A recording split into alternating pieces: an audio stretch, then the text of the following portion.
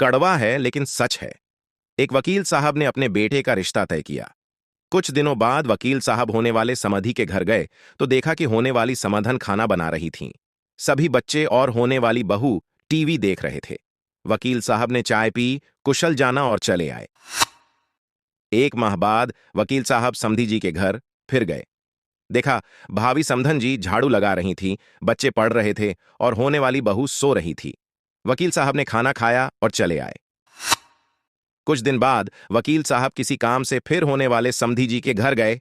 घर में जाकर देखा, होने वाली समधन बर्तन साफ कर रही थी, बच्चे टीवी देख रहे थे और होने वाली अबू खुद के हाथों में नेल पेंट लगा रही थी।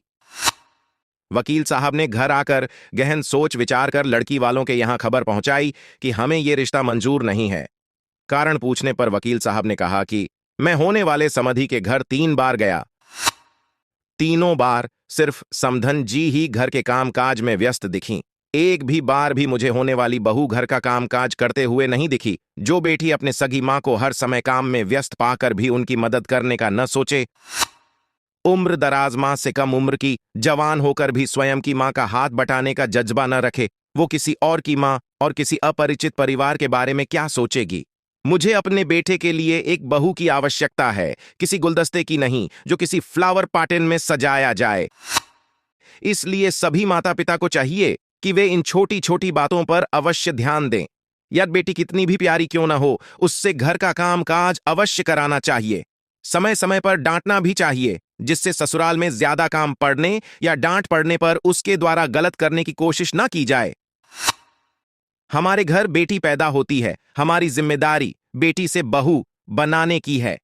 अगर हमने अपनी जिम्मेदारी ठीक तरह से नहीं निभाई, बेटी में बहू के संस्कार नहीं डाले, तो इसकी सजा बेटी को तो मिलती है और मां बाप को मिलती हैं, जिंदगी भर गालियां। हर किसी को सुंदर सुशील बहू चाहिए, लेकिन भाइयों, जब हम अपनी बेटियों में एक अच्छी बहू के संस्कार डालेंगे तभी तो हमें दास संस्कारी बहू मिलेगी। ये कड्डी डी डी आवा सच शायद कुछ लोग न बर्दाश्त कर पाएं, लेकिन पढ़ें और समझें। बस इतनी प्रार्थना। वृद्धा आश्रम में मां बाप को देखकर सब लोग बेटों को ही कोसते हैं, लेकिन ये कैसे भूल जाते हैं कि उन्हें वहां भेजने में किसी की बेटी का भी अहम रोल होता है। वरना बेटे अपने मां बाप को शादी के पहले वृद्धाश्रम क्यों नहीं भेजते।